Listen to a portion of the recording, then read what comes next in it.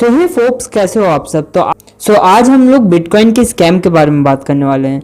कहा जा रहा है अकॉर्डिंग टू रिपोर्ट ये जो स्कैम है साउथ अफ्रीका में हुआ है और ये सबसे बड़ा स्कैम है बिटकॉइन का अभी तक साउथ अफ्रीका में। इस स्कैम का साइज है $3.6 बिलियन और ये स्कैम करने वाले जो कंपनी है वो है एफ्रोक्रिप्ट। तो इस कंपनी ने इतना बड़ा स्कैम किया कैसे, तो इसकी थोड़ी हिस्ट्री समझ लेते हैं और ये कंपनी काम क्या करता था उसे। एफ्रोक्रिप्ट के जो फाउंडर है अमीर एंड रईस काजी, हाँ वो स्कैम करने के बाद अमीर और रईस हो गए। सो 2019 में दोनों भाइयों ने इस कंपनी के स्टार्ट किया था एफ्रोक्रिप्ट। और ये कंपनी बेसिकली करता क्या था, ये एक क्रिप्टो एक्सचेंज था जैसे कि इंडिया में भी होता है जहाँ से आप क्रिप्टो करेंसी को खरीद सकते हो बेच सकते हो। प्लस इसमें एडिशनली AI ट्रेडिंग भी था, मतलब ये साउथ अफ्रीका का सबसे पहला AI ट्रेडिंग प्लेटफॉर्म था।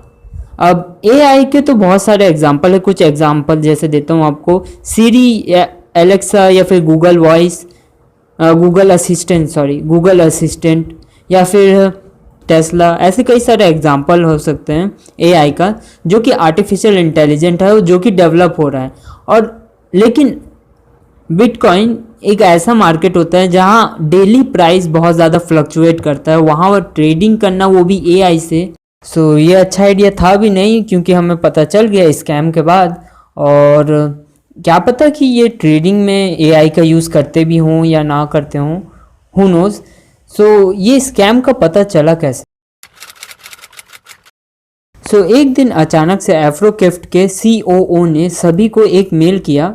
उस मेल में दो इम्पॉर्टेंट थिंग था। सबसे पहला कि उसमें लिखा गया था कि हमारा जो प्लेटफॉर्म है वो हैक्ड हो गया।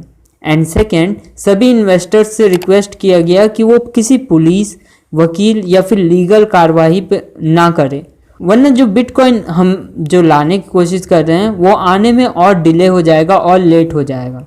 एक लाइन में कहूँ उन्होंने क्या कहा तो ये होगा, प्लीज़ पुलिस एंड लॉयर्स के पास मत जाइएगा। ऑब्वियसली ऐसा हुआ नहीं, कुछ लोगों ने उनके ऊपर कोर्ट केस कर दिया। जैसे कि हम सबको पता है बिटकॉइन में जितने भी ट्रांजैक्शन होते हैं वो ब्लॉकचेन में सेव होते हैं, तो हम ब्लॉकचेन से उसे ट्रैक कर सकते हैं, राइट। बट इस केस में ऐसा नहीं है। फाउंडर्स ने पहले से ही इसे इमेजिन कर लिया था और उन्होंने टम्बलर एंड मिक्सिंग एक प्रोसेस होता है जिसमें से बिटकॉइन को लेजिट बिटकॉइन एंड जो अनलेजिट बिटकॉइन होता है उसे साथ में मिक्स कर देते हैं। ये समझो एक मिक्सी की तरह होता है और उसके बाद उसे ट्रैक करना मुश्किल होता है, राइट। एंड जब उनके ऊपर कोर्ट केस हुआ तो ब्रदर्स एंड जो बिटकॉइंस थे वो सब गायब हो गए।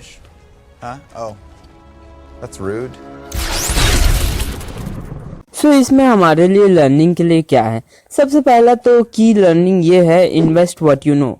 मोस्ट ऑफ द पीपल जिन्होंने इस कंपनी में इन्वेस्ट किया उन्हें पता भी नहीं होगा AI कैसे काम करता है, बस उन्होंने रिटर्न्स के चक्कर में उसमें इन्वेस्ट कर दिया, बहुत ज़्यादा इन्वेस्ट कर दिया, $3.6 बिलियन इन्वेस्ट कर दिया।